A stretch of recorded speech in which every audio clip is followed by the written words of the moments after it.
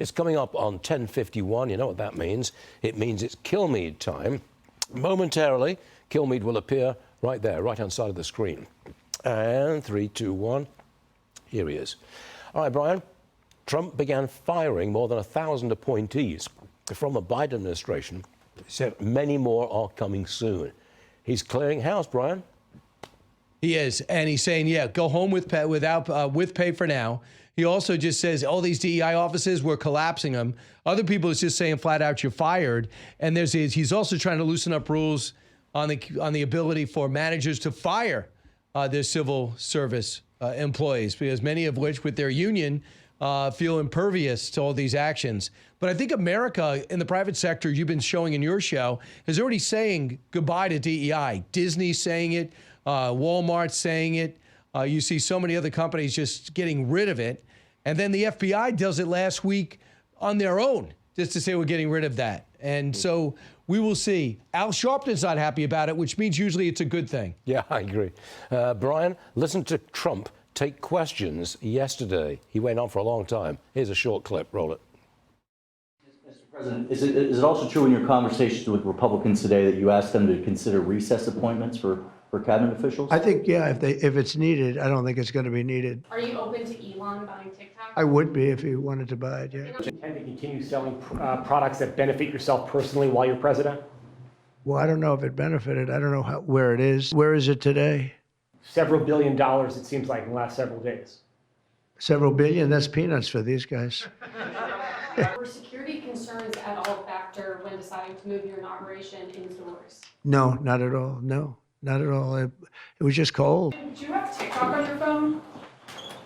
No, but I think I might put it there. You know, Brian, that's a far cry from the last 4 years when Biden rarely took off-the-cuff questions. It reminds me of the old days. How about you? Oh, absolutely. And, you know, people are just going to grab that one question. Other networks, they'll go, I'm going to go run with it. But I just found it so insulting. I'm almost embarrassed to have these three titans of the tech industry and AI, the most mysterious but potentially life-changing thing that's happened maybe over the last 50 years. And they're all in the Oval Office talking about a $500 billion investment that's going to benefit multiple states and thousands of people. And it's, hey, what about the January 6th pardons? How come you formed your own cryptocurrency? And I'm seeing you have an opportunity. Larry Ellison came out and said, in a short while, using this technology, we'll be able to find out the cancer that might be existing in you and stop it before it kills you.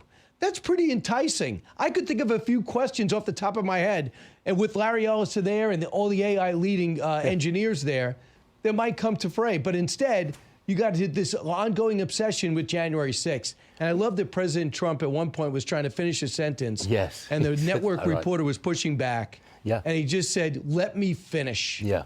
You get it wrong. He almost said, shut up. Almost, but not quite. Right. You're going to get a lot more about this. I mean, whenever he comes out in public, there's a camera, and he addresses the camera and answers any and all questions. It's such a contrast to Biden, who tried desperately to escape the cameras, escape reporters, and his staff kept him away. It's a contrast. Stuart, keep in mind, he had that list of people.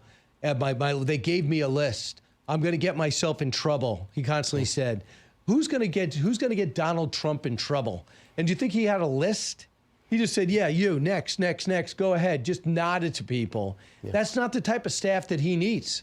I mean, he just doesn't need it. But as you saw with Marco Rubio yesterday, he sent a missive out to all the State Department employees. We got a new series of, we have a new focus right now.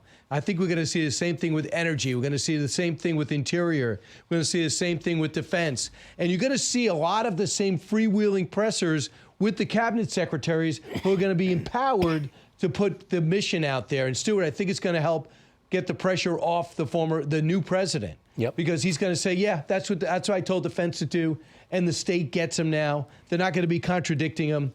And I think there's a chance to get the pressure off his shoulders and let him start thinking creatively, which he did obviously up until this moment when he became president. That's why he's able to hit the ground running, because he's been having a series of meetings that gave them, and brainstorming what they learned the first time, what Joe Biden's doing this time, and how to fix it now.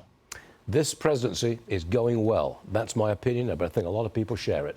Brian Kilmeade, see you again soon. Thanks a lot.